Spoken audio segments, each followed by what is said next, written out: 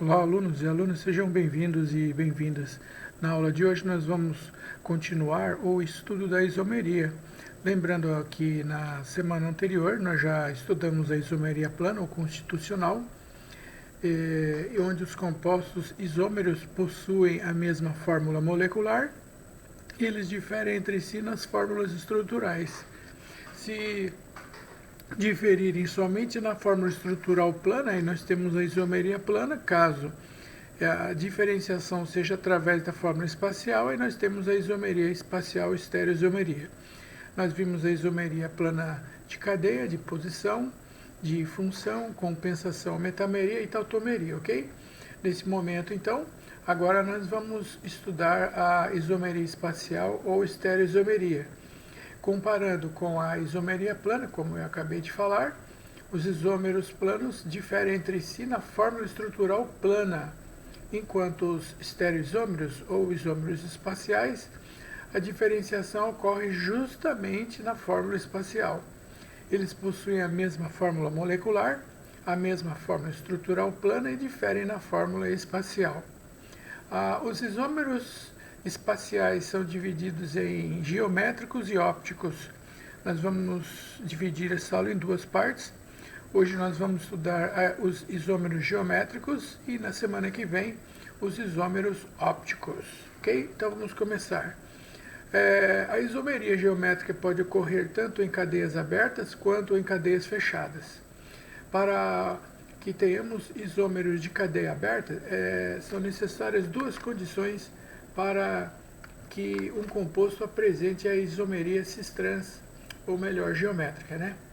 Primeiramente, é necessário que o composto tenha, de cadeia aberta, uma ligação dupla, obrigatoriamente, primeira condição. E a segunda condição, além da dupla ligação, é necessário que cada carbono da ligação dupla, ele apresente os seus grupos ligantes diferentes entre si. Então, digamos que esse carbono aqui do seu lado esquerdo da ligação dupla, os seus grupos ligantes são chamados genericamente de R1 e R2, e esses grupos ligantes são obrigatoriamente diferentes entre si, certo? Obrigatoriamente diferentes entre si, e o mesmo vai acontecer com os ligantes do carbono da dupla do seu lado direito. Digamos que também ele é constituído dos grupos R1 e R2, e um composto de cadeia aberta, além da dupla ligação, ele tem que ter dois grupos ligantes diferentes. Aqui no carbono da direita, os grupos são o R1 e o R2. E eles são obrigatoriamente diferentes entre si. São duas, então, as condições para um composto de cadeia aberta apresentar isomeria geométrica: a presença da dupla ligação e grupos ligantes diferentes entre si para cada carbono da ligação dupla. Um exemplo comum, bem comum e tradicional, é o composto que é constituído de 4 carbonos, cujo prefixo é but. Ele tem uma ligação dupla aqui no carbono de número 2, o infixo da ligação dupla é en, e como trata-se de um hidrocarboneto, a terminação é o. Esse composto ele apresenta isômeros geométricos? Bom, primeiramente a cadeia é aberta, então tem dupla ligação. Segunda condição é que os grupos de cada átomo de carbono, eles necessariamente devem ser diferentes entre si. Aqui do lado esquerdo nós temos um CH3 e aqui nós temos um hidrogênio. E se nós compararmos esses dois grupos, o hidrogênio com o CH3, eles são diferentes entre si. Aqui do carbono do seu lado direito, da mesma maneira, nós temos dois grupos diferentes. Um é um CH3 e o outro é um hidrogênio. E esse hidrogênio é diferente do CH3, portanto, esse composto tem condições de apresentar isomeria cis-trans. Tá, então agora vou mostrar para vocês como diferenciar os isômeros cis e o isômero trans. Como fazer isso? É simples, muito simples. Primeiramente, você deve pegar os átomos de carbono da ligação dupla. Como esse carbono ele é híbrido sp2, então a geometria é trigonal planar, quer dizer que o ângulo formado entre as ligações ele é de 120 graus e você deve então deixar os átomos de carbono conforme a sua geometria molecular, que é, eu repito, de 120 graus. Agora, a seguir, você vai colocar os grupos ligados a cada átomo de carbono. O carbono do lado esquerdo está ligado a um CH3 e um hidrogênio. O carbono da direita, idem, da mesma maneira, ele tem um CH3 e um hidrogênio. Agora, para diferenciarmos os dois isômeros geométricos, eu vou manter os grupos ligantes de um átomo de carbono. Esse CH3 eu vou deixar aqui em cima, esse hidrogênio aqui embaixo, e o outro eu vou mudar a posição. Eu vou deixar aqui o hidrogênio do lado de cima e o CH3 na parte inferior. Como eu farei agora para diferenciar os dois isômeros e qual é o nome que eu darei para cada isômero? Então você vai fazer o seguinte agora. Agora você vai dividir esse composto em posição transversal, você vai dividir ele aqui, ó, nessa posição, tá? De modo que ao fazer isso, nós tenhamos dois planos. Um plano superior, tá? E um plano inferior. E agora vamos analisar os grupos presentes em cada plano superior e inferior. Aqui no plano superior, que eu chamei de plano número 1, nós temos aqui dois grupos idênticos no mesmo plano. Um CH3 do lado esquerdo e o CH3 do lado direito, e eles são idênticos entre si, assim como também esses dois grupos da parte inferior são idênticos entre si. Um é o hidrogênio do lado esquerdo e aqui nós temos um hidrogênio do lado direito. Esse isômero que tem grupos iguais no mesmo plano, seja superior ou inferior, chama-se isômero cis. Cis significa que eu tenho grupos, pelo menos dois grupos iguais no mesmo plano. E por esse motivo, esse composto é chamado de cis but 2-eno, ok? Agora, se nós compararmos esses grupos do composto cis do lado esquerdo, agora eu verifico que esse CH3 continuou no plano superior, que eu chamei de número 1. Agora, o outro CH3 ficou no plano transversal. Posição transversal significa que um grupo ficou na parte superior e o outro grupo ficou na parte inferior. Tá vendo? Isso é posição transversal. E o mesmo está acontecendo com os átomos de hidrogênio, que estão também em posições transversais. Por esse motivo, pelas posições transversais é que eu denominarei esse isômero de trans, em decorrência da posição transversal dos grupos nos planos. Então, ele é chamado de but 2-eno. Pronto. Somente isso e nada mais acrescentar.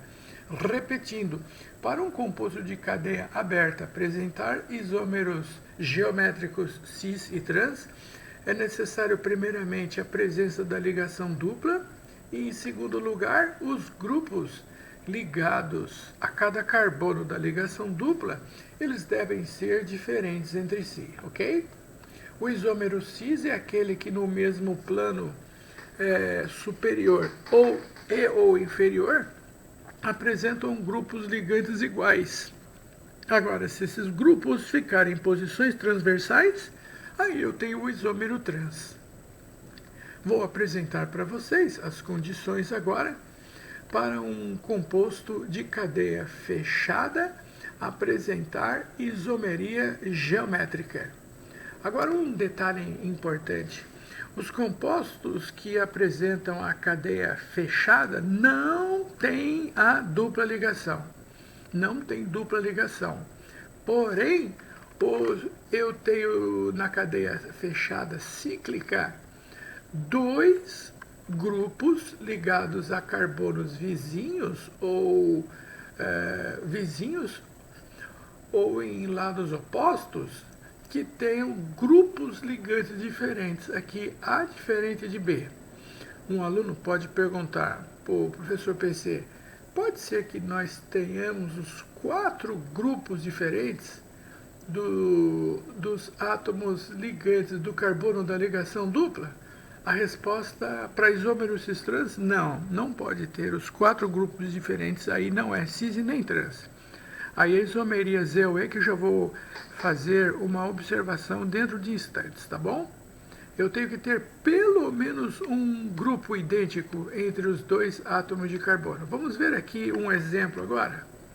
Vamos colocar aqui um exemplo de uma cadeia fechada, tá? De uma cadeia fechada com a presença de 2 átomos de carbono em lados opostos ou vizinhos que apresentam pelo menos um grupo comum entre eles e os 2 grupos ligantes sejam diferentes. Aqui nesse exemplo é A diferente de B e B diferente de C.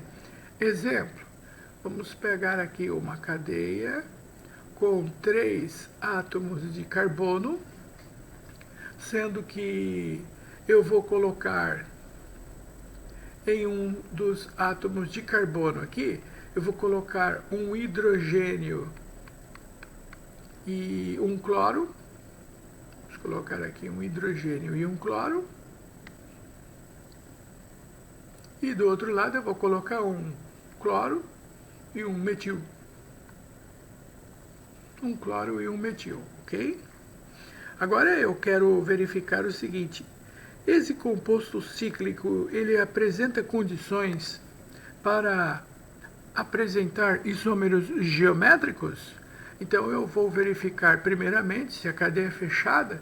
Eu tenho aqui nessa cadeia, nesse exemplo, 2 átomos de carbono vizinhos.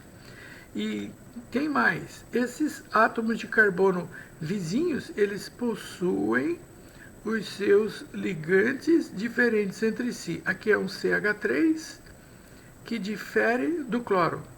Aqui do lado direito é um cloro que por sua vez difere de um átomo de hidrogênio.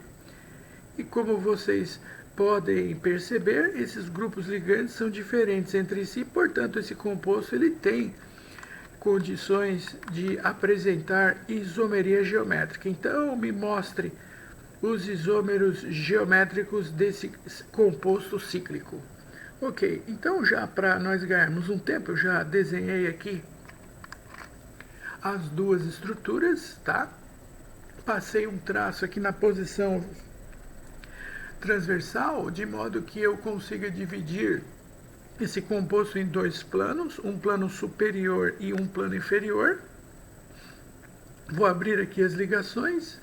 Eu vou repetir isso no outro composto, apenas vou mudar a posição de um dos ligantes. Agora, percebam aqui, senhores e senhoritas, percebam que neste caso, especificamente, nós temos no mesmo plano, que é o inferior, 2 grupos idênticos. E isso é a condição para chamar esse composto de isômero geométrico cis. Esse é o isômero cis. Agora, se esse composto da sua direita, os átomos de cloro, ficarem em posições transversais, ou seja, um em cima e outro embaixo, significa que esse é o isômero trans. Bem simples e sem complicações. O isômero cis tem pelo menos 2 grupos idênticos no mesmo plano, seja inferior ou superior, e o trans, eles estão em posições transversais, um em cima e outro embaixo. Mas percebam que o isômero geométrico cis-trans tem que ter pelo menos 2 grupos iguais, idênticos no mesmo plano, tá? Agora vem aquela pergunta, eu tenho aqui um composto de cadeia aberta E esse composto de cadeia aberta, para apresentar isomeria cis e trans, ele tem que ter a dupla ligação, ele tem a dupla ligação. E outro detalhe importante, ó, que ele apresenta os grupos ligantes do carbono da ligação dupla do lado esquerdo, eles são diferentes entre si. Aqui nós temos um hidrogênio e um flúor. E do lado direito também nós temos aqui grupos ligantes diferentes, sendo um dos grupos é um átomo de cloro e o outro é um metil, um CH3. Tá? Então, primeira condição, esse composto atende às necessidades, tem a ligação dupla, e segunda condição, tem grupos ligantes diferentes. Mas tem um detalhe, ele tem condições de apresentar isômeros geométricos, mas não tem condições de apresentar os isômeros cis e trans. Porque o cis e o trans devem obrigatoriamente apresentar pelo menos dois grupos idênticos no mesmo plano. Aqui os 4 grupos são diferentes. Tá? Esse caso é de isomeria geométrica, mas não é cis-trans, é Z ou E. Tá? Aqui está o critério para determinarmos o isômero Z e o E. Grupos com maior prioridade do mesmo lado, no sentido de estar no mesmo plano. Ele apresenta a denominação de isômero Z, zusammen em alemão quer dizer juntos, idênticos no mesmo plano, caso esses grupos com maior prioridade estejam em lados opostos, opostos em português, em alemão é Eutigem. E isso é o que significa o isômero E, lados opostos, e o Z no mesmo lado. O que é grupo com maior prioridade? São grupos que possuem o maior número atômico ou maior número de massa. Aqui o critério pode ser levado em consideração qualquer um dos dois parâmetros, Z, número atômico, ou A, número de massa, tá bom? Por exemplo, vamos levar aqui em consideração o critério do número de massa. Por exemplo, o número de massa do hidrogênio é igual a 1, o número de massa do flúor é igual a 19, vou colocar aqui no canto superior direito, tá? O número de massa. Então, desses dois átomos, aquele que tem maior prioridade é o que tem o maior número de massa, que é o flúor.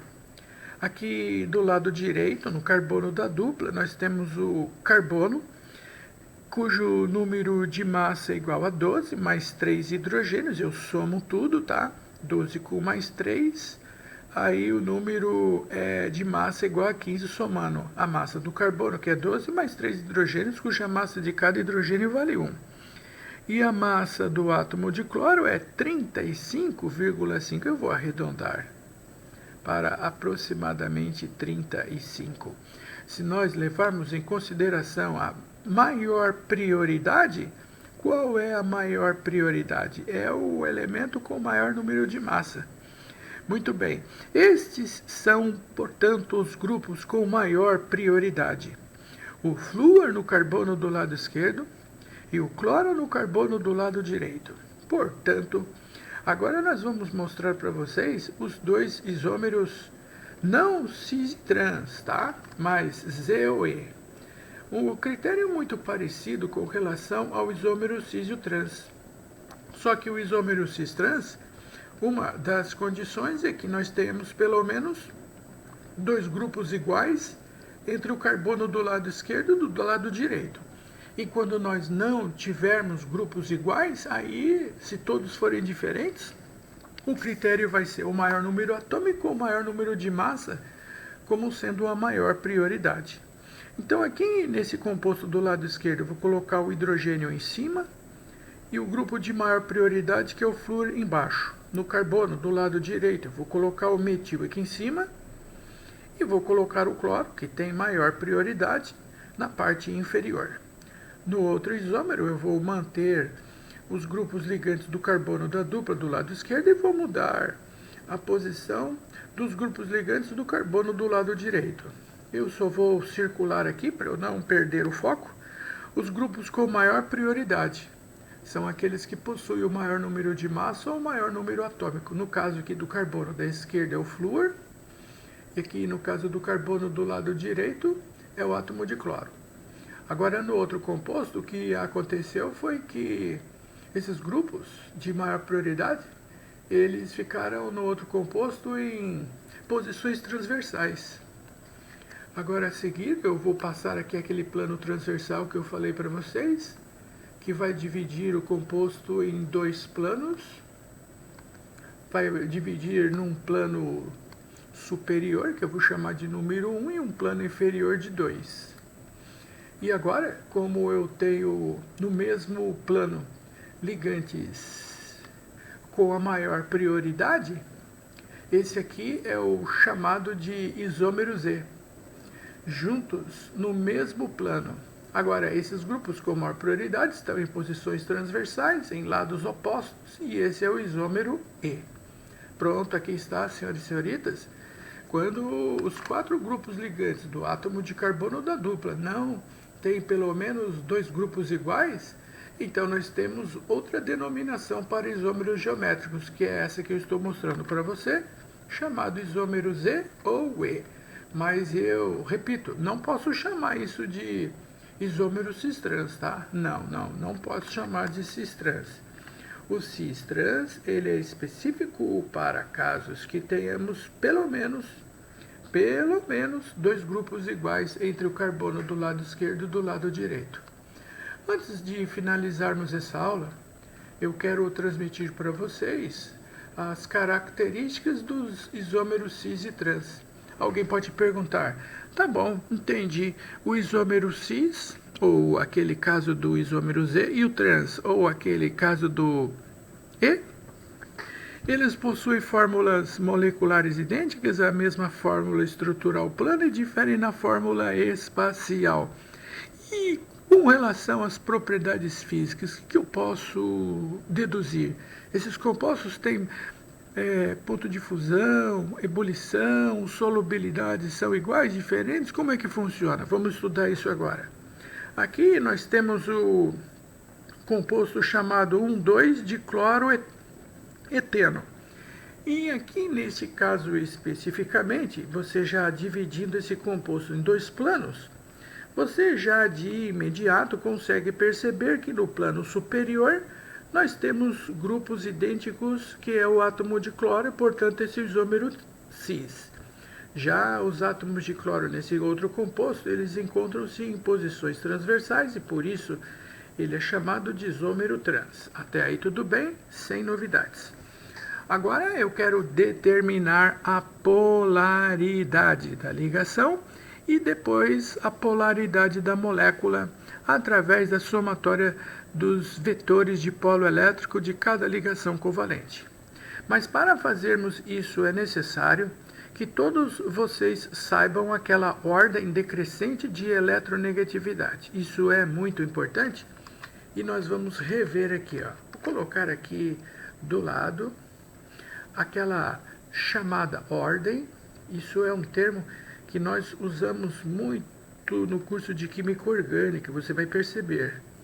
Vou colocar então a diferença de a ordem decrescente de eletronegatividade. Sendo que o átomo mais eletronegativo da tabela periódica é o átomo de flúor. Os 3 elementos mais eletronegativos da tabela periódica são flúor, oxigênio e nitrogênio. Esses são os 3 elementos mais eletronegativos. Agora, isso vai diminuindo. Depois do nitrogênio, nós temos cloro, bromo, iodo, enxofre, carbono, o fósforo e o hidrogênio. Existe até uma frase que já foi apresentada na aula para vocês memorizarem esta ordem, que é: fui ontem no Clube Brasileiro e somente comi pastéis horríveis, para ajudá-los na memorização. Então, se nós compararmos aqui nesse composto, eu tenho dois tipos de ligação covalente diferentes: carbono com cloro, carbono com hidrogênio. Carbono com cloro, quem é mais eletronegativo? O cloro. Então, para o átomo que é mais eletronegativo, ele recebe uma carga negativa e o menos eletronegativo receberá uma carga positiva. O carbono menos eletronegativo que o cloro fica com a carga positiva e o átomo mais eletronegativo ficará com a carga negativa. Agora, entre o átomo de carbono e o hidrogênio, a situação se inverte. O átomo de carbono é um pouco mais eletronegativo do que o átomo de hidrogênio. Então, o carbono em relação ao hidrogênio tem carga negativa e o hidrogênio tem carga positiva. O átomo mais eletronegativo, a carga negativa, e o menos eletronegativo, que é o hidrogênio, tem carga positiva. Bom, agora que eu já determinei a polaridade da ligação, agora vamos colocar aquele famoso e conhecido vetor de polo elétrico. Esse vetor de polo elétrico, ele está sempre em direção do polo positivo para o negativo. O vetor de polo elétrico está sempre em direção do polo positivo para o negativo. Aqui também a mesma coisa. A direção do vetor de polo elétrico vai do mais para o menos e do polo positivo para o negativo mais uma vez. Muito bem. Agora que eu já tenho o vetor de polo elétrico e a polaridade dessas ligações, agora nós vamos fazer a soma dos vetores. Exatamente, nós vamos somar vetores agora. Eu vou somar os vetores das transversais, tá? O hidrogênio com o cloro e o carbono com o cloro, nessa diagonal aqui. Esses vetores, eles possuem carbono, cloro, hidrogênio e carbono. Eles possuem intensidades diferentes, sim. Um é carbono e hidrogênio, o outro é carbono cloro. São intensidades diferentes, sim. E outro detalhe, eles possuem o mesmo sentido. E o que isso significa? Significa que a soma desses vetores faz com que nós tenhamos um vetor resultante, digamos, nesse sentido. Aqui está o vetor que soma os vetores dessa diagonal. Por outro lado, vamos somar agora os vetores da outra diagonal, que da mesma maneira que no caso anterior, eles possuem a mesma intensidade, mas eles estão em sentidos opostos. Consequentemente, se eu somo esses dois vetores, eu tenho aqui também, da mesma maneira, um vetor elétrico resultante. Agora, depois que eu somei esses dois vetores e acabamos de obter o vetor de polo resultante, segundo os físicos, eu tenho que traçar agora a paralela desses vetores. A paralela desse vetor está aqui nessa posição. Aqui está a paralela daquele vetor, nessa posição aqui diagonal. E da mesma maneira, nós vamos agora somar a paralela. Vamos colocar aqui a paralela desse vetor aqui, ó. Vamos lembrar um pouquinho da cinemática vetorial, né? Onde nós somávamos vetores. E se eu traçar a paralela desse vetor, eu tenho aqui a soma desses vetores, que faz com que tenhamos esse intervalo. Sendo assim, desta maneira, a soma desses vetores faz com que nós tenhamos um vetor de polo resultante. Esse vetor de polo resultante, ele está exatamente nesta posição. Ok? Muito bom. Mas o que nos interessa aqui, neste momento, é exatamente o seguinte. O que nos interessa aqui é sabermos que esse composto que é o isômero cis, ele apresenta um vetor dipolo resultante. O vetor resultante, ele existe e ele está aqui, ó, nessa posição. Esse é o vetor dipolo elétrico resultante, ele existe e ele não é nulo. Ah, muito bem, então agora isso nos muda completamente a nossa visão, porque se o isômero chamado de cis, ele tem o chamado vetor dipolo resultante, como nós vimos na teoria das moléculas com geometria, com o vetor dipolo resultante não nulo, faz com que esta molécula seja de natureza polar. Exatamente, quem tem vetor dipolo resultante é uma molécula polar. E nesse caso de haletos orgânicos, cujas moléculas são polares, elas estão ligadas entre si através de forças ou ligações intermoleculares do tipo dipolo-dipolo, ou também conhecida como dipolo permanente. Essa é a conclusão que nós podemos chegar de imediato. Primeiramente, o isômero chamado de cis, ele tem a somatória dos vetores não nulo, ele tem o vetor dipolo resultante. Ali eu mostrei para vocês a orientação, né, que se eu somar os vetores das duas diagonais, aí eu tenho um vetor dipolo resultante, ele não é nulo. Ótimo, isso garante então que o fato dele não ser nulo quer dizer que esta molécula será de natureza polar. E as moléculas, nesse caso especificamente, que são haletos orgânicos, as moléculas polares estão ligadas por ligações de polo permanente ou de polo-dipolo ou forças de Van der Waals. Agora vamos aqui do lado direito verificarmos as características do isômero trans. Como primeiro passo é determinarmos a polaridade das ligações. Aqui o átomo de cloro em relação ao carbono, o cloro tem o polo negativo em relação ao hidrogênio, que tem polo positivo. O cloro tem carga positiva em relação ao cloro, cuja carga é negativa. Mas entre carbono e hidrogênio, o carbono tem polo positivo e o hidrogênio tem polo negativo. Ou melhor, o contrário, né? O carbono tem polo negativo porque ele é mais eletronegativo e o hidrogênio, que é polo positivo, aqui está, tá? Carbono menos, hidrogênio mais. Depois que determinarmos a polaridade das ligações, agora vamos colocar o vetor de polo elétrico, que vai sempre do polo positivo para o negativo. O vetor de polo elétrico vai sempre do polo positivo para o negativo.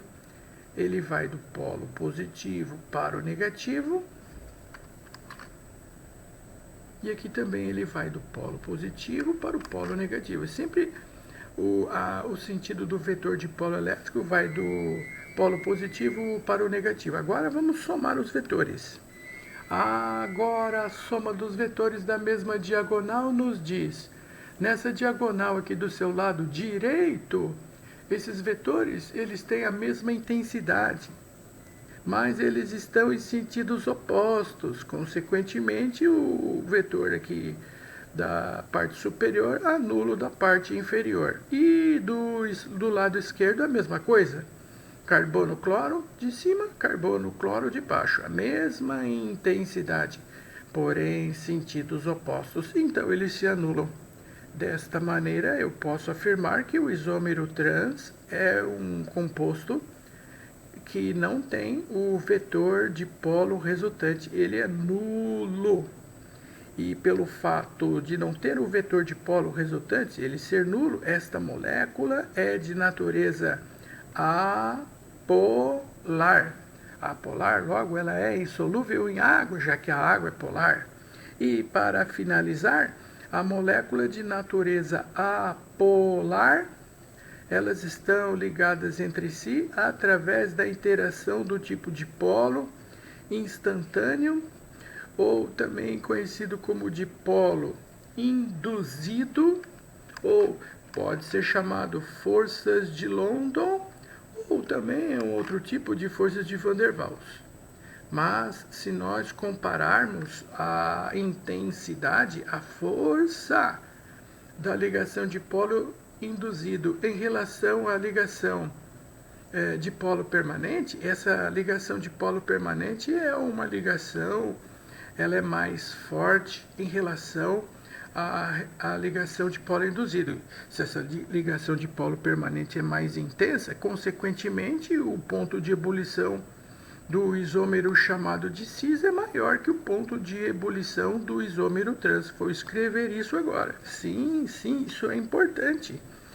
O fato de o isômero cis ter ligações intermoleculares mais fortes garantirá que o seu ponto de ebulição será maior em relação ao ponto de ebulição do isômero trans. Essa já é uma propriedade física que modificará. Outra propriedade é que o isômero cis, por ser de natureza polar, faz com que este isômero seja solúvel em água. Vou escrever isso aqui para vocês, isso é importante, muito importante. O isômero cis de natureza polar, ele é solúvel em água. Semelhante dissolve semelhante. Como a água é de natureza polar, polar dissolve polar. Consequentemente, o isômero cis é solúvel na água. Temos uma mistura de compostos e eles são miscíveis entre si. Agora, em relação ao isômero trans, o fato dele não apresentar, no caso especificamente, vetor resultante, quer dizer que ele é apolar. E por ele ser apolar, apolar não se mistura com polar, por isso o isômero chamado de trans é insolúvel na água. Insolúvel na água, ok? Agora, de um modo geral, isso vai mostrar para vocês as principais propriedades físicas dos isômeros cis e do trans. Apenas pelo fato da sua disposição geométrica, perdão, a isomeria geométrica, ela apresenta essa diferença entre os isômeros cis e o isômero trans, que faz com que o isômero cis com que nós temos um vetor resultante, e enquanto o isômero trans não tem o vetor resultante. E o fato de não ter vetor resultante, o isômero trans com isso, ele tem o vetor resultante igual a zero, e ele é de natureza apolar. Logo, as suas moléculas estão ligadas por ligações mais fracas, do tipo dipolo induzido, e por esse motivo eu posso concluir para vocês, para finalizar esta aula e esse conceito, que o ponto de ebulição do isômero cis, ele é maior em relação ao ponto de ebulição do isômero trans. É isso aí, eu agradeço a todos a atenção.